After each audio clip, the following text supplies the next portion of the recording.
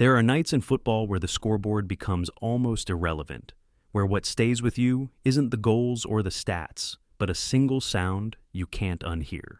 Thursday night in Vancouver was one of those nights. Canada beat Qatar 6-0. That's a demolition by any measure, a statement result, the kind of margin that should own every sports headline for days. But if you were inside BC Place when it happened, you know the real story of that evening had almost nothing to do with what was on the score sheet. It had everything to do with a sound that cut through the crowd noise like a knife, the crack of a bone, audible from the bench, audible from the sideline, audible even to a head coach standing 20 yards away. That moment, and everything that followed, is what this story is really about. Let's set the scene first, because context matters here. This wasn't just any World Cup group stage match. For Canada, this was a historic night before a single goal had even been scored. The country that gave the world ice hockey, that has spent decades watching its national soccer teams struggle to compete on the global stage, was hosting the World Cup for the first time alongside the United States and Mexico. And they were doing it with a generation of players: Jonathan David, Steven Eustachio, Tajon Buchanan, Ismael Kone. That feels genuinely different from anything that came before. This was supposed to be Canada's moment, and in many ways, it still was. But the evening also came with a cost that no scoreline can account for. About 10 minutes into the second half, with Canada already well in control of the match, Kone was tracking a ball in midfield when Qatar's midfielder Asim Madibo came in from behind. The challenge was late, it was reckless, and the outcome was immediate and severe. Kone went down instantly, clutching his left leg. Players from both sides converged on him within seconds, but it was the reaction from the Canadian side that told you everything about how bad this was before any official announcement was made. Canada's captain Steven Eustachio was among the first to reach his teammate. All he could say later was this: "I saw his leg. I knew immediately something wasn't right." Jesse Marsh, standing on the touchline in front of the bench, didn't need a replay monitor or a medical update to understand what had just happened. He told reporters afterward that he heard the bones snap from where he was standing. That kind of detail doesn't leave you. Madibo was shown a straight red card for the tackle, but this wasn't even Qatar's first sending off of the night. Earlier, in the 33rd minute, Homam Ahmed had already been dismissed, meaning Qatar were down to 9 men long before Madibo's challenge even occurred. 2 red cards in a single World Cup fixture is an event on its own. 2 red cards in a match that also produces a career-threatening injury to a 24-year-old at the peak of his development is the kind of convergence that turns a group stage result into something far harder to categorize. This was not just football. This was a moment that exposed everything raw and consequential about what it means to play at this level. Kone was stretchered off the pitch, and in a moment that just about everyone watching found genuinely moving, he waved to the crowd as he was carried off, his left leg already secured in an air cast. The Canadian supporters inside BC Place, 55,000 of them, chanted his name as he disappeared down the tunnel. He was taken directly to a local hospital in Vancouver that same night. The diagnosis confirmed what the sound on the touchline had already telegraphed: a double fracture of the tibia and fibula in his left leg. He went into surgery immediately. Canada Soccer released a statement the following morning confirming that Kone had undergone a successful operation to repair the lower limb fracture, and that, while he is expected to make a full recovery, he will miss the remainder of the 2026 FIFA World Cup. His Sassuolo club's medical team is looking at a recovery window of 4 to 6 months, which means he almost certainly won't be ready for the start of the European club season either. His teammate Moise Bombito visited him in the hospital that same night and posted a photo of the two of them together. A quiet gesture, no statement needed. It said everything about the kind of group this is: young, tight, and deeply invested in each other beyond what happens on the pitch. Here's where the story takes a turn that most casual fans won't have seen coming, because it moves from the emotional to the structural. And the structural element is one of the more important things worth understanding about how the modern World Cup actually functions behind the scenes. Kone plays his club football for Sassuolo in Italy's Serie A. When clubs release their players to represent their national teams at a FIFA tournament, as every single club in the world was required to do for this World Cup, they accept a real financial risk. If a player gets injured in international play, the club loses that player for weeks or months, with full salary obligations still running and no competitive contribution in return.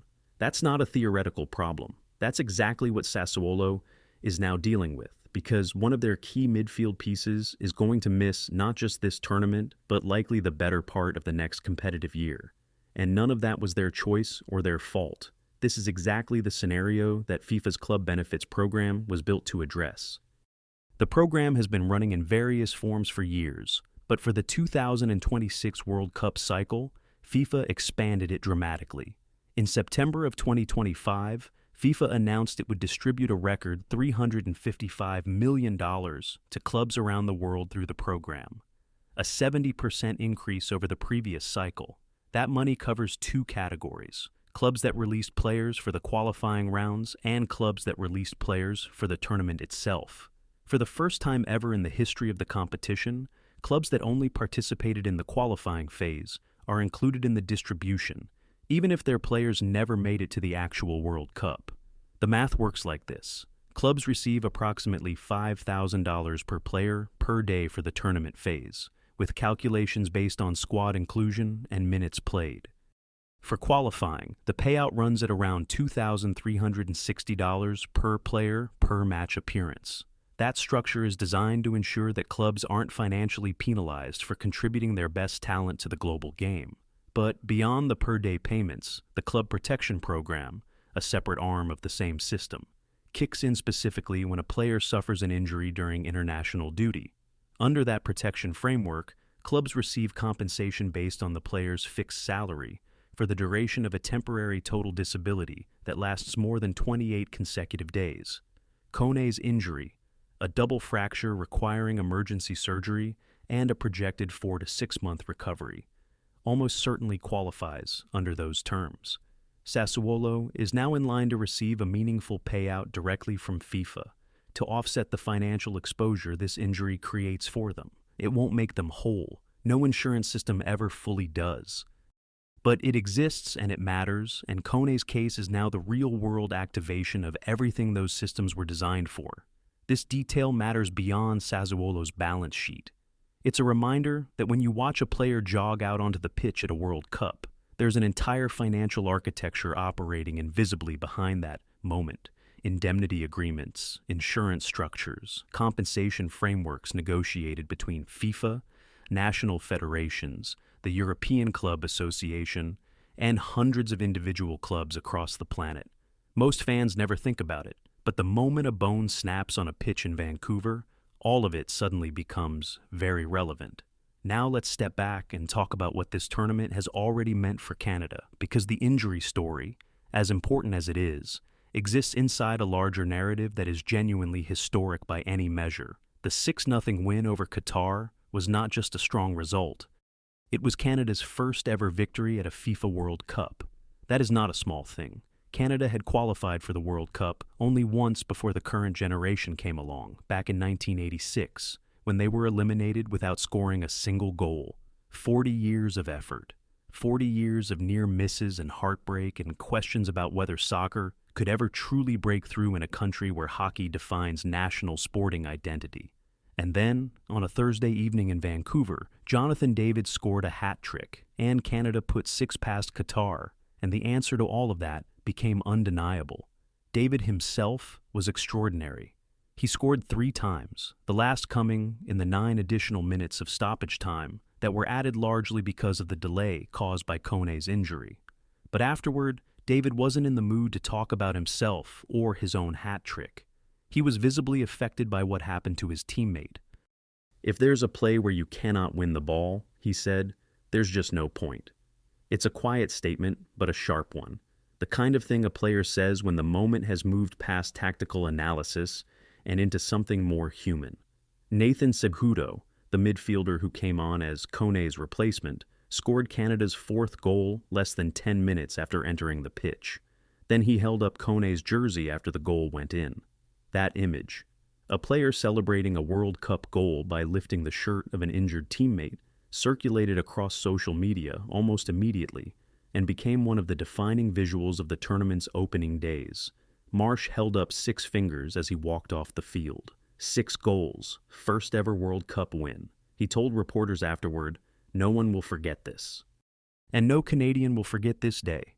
He also said, "There are going to be 40 million Canadians who claim they were in that stadium, but it was the 55,000 who were actually there who were the lucky ones." That's the kind of line a coach delivers when the weight of a moment lands fully on him. But beneath all of that celebration, there's a real football problem for Canada heading into the rest of this tournament. Kone had made 41 appearances for the national team. He was a creative force in central midfield, the kind of player who makes the team faster and more unpredictable in the press. He'd shaken off a wrist injury coming out of a pre-tournament friendly against Ireland, delivered a strong performance in Canada's opening 1-1 draw against Bosnia and Herzegovina in Toronto, and had been building real match-to-match momentum heading into the Qatar fixture. He turned 24 years old just 2 days before that match. This was supposed to be his World Cup. His window, the moment where a player who has been promising becomes something definitive. Instead, he's watching the rest of it from a hospital bed and then a recovery room. And Canada has to figure out how to replace a player like that in the middle of a tournament that only gets harder from here. Marsh made a point of drawing a direct comparison to a setback this team already knows. He referenced the broken leg that Tajon Buchanan suffered in training before a previous tournament, saying he recognized the injury immediately and knew from experience what the road ahead would look like. This team, he said, has been through moments like this before. It doesn't make it easier to watch, but it does mean they've already developed the emotional infrastructure to survive it. Everybody was crushed when it happened, Marsh said, but we had to find a way to stay focused. We knew that Ismael wanted us to finish the job. He then went further, saying he'd been trying to tell people for 2 years about the character of this group, and that moments of adversity are exactly when that character shows itself. There's a layer to the story that adds a genuinely unusual dimension to an already heavy night. According to Marsh, Madibo, the player who was red-carded for the challenge, came into Canada's dressing room after the final whistle and personally apologized to Kone. Marsh was explicit about this at his press conference. He said, "Let me be clear. The player apologized to Ismael, came into the dressing room and apologized to him, and Ismael told the team that it happened. That's not a common occurrence in international football. A player who just received a red card for a foul that ended an opponent's tournament, walking into the rival locker room in the immediate aftermath to apologize face-to-face. Whatever you make of the challenge itself, that gesture says something. It acknowledges the human reality that exists underneath the competitive one. The post-match atmosphere between the two coaching staffs was less harmonious. There were reports of a heated exchange between Marsh and Qatar's head coach after the final whistle, though Marsh was deliberately measured when asked about it publicly. "It's not worth 1 second of our time tonight," he said, and he clearly meant it. He had bigger things on his mind. The 2026 World Cup itself has been operating inside a political environment that is far more complicated than any tournament in recent memory. The United States, which is serving as the primary host nation with 11 of the 16 host cities, has been at the center of significant controversy throughout the lead-up to the event. President Donald Trump, who made the World Cup a point of personal and political investment, met with FIFA President Gianni Infantino at the White House in late 2025 to formalize the federal government's support for the tournament. That meeting produced a visa facilitation initiative designed to smooth entry for players, officials, and fans traveling to the United States. But Trump also used the occasion to suggest that host cities he considered politically unfavorable, yes, naming Seattle specifically, could potentially lose their assigned matches if he deemed conditions there to be troublesome. Infantino did not commit to any relocations, but emphasized that security is FIFA's top priority, a response carefully calibrated to satisfy no one fully on either side of the argument. The immigration and visa landscape around this tournament has been a genuine logistical complication throughout. Several national teams and fan delegations reported difficulties obtaining entry visas or faced prolonged uncertainty given the broader immigration posture of the current administration. Iran's participation drew particular political attention, given ongoing geopolitical tensions involving the United States and Israel. FIFA maintained throughout that sport must remain separate from politics, though that principle is considerably easier to state in a press release than to execute when the primary host government is actively inserting political framing into tournament operations. Mexico's hosting role came with its own distinct set of concerns. Earlier in 2026, violence linked to drug cartels, specifically following the death of Nemesio Oseguera, the head of the Jalisco New Generation cartel, caused significant unrest in the region around Guadalajara, one of the Mexican host cities. FIFA and Mexican officials insisted there was no risk to tournament operations, and the Jalisco state governor publicly rejected any suggestion that Guadalajara's hosting status might be reconsidered. The tournament has proceeded without security incidents at venue level so far, but the political atmosphere surrounding this World Cup has been unlike anything the sport has experienced in the modern era. A global tournament hosted across 3 countries, each with their own internal pressures, political dynamics, and public controversies, creates a layer of complexity that FIFA is navigating in real time and that no amount of institutional neutrality can fully shield it from. Against all of that backdrop, Canada's 6-0 win over Qatar and the way this team responded to Kone's injury in real time feels like more than just a football story.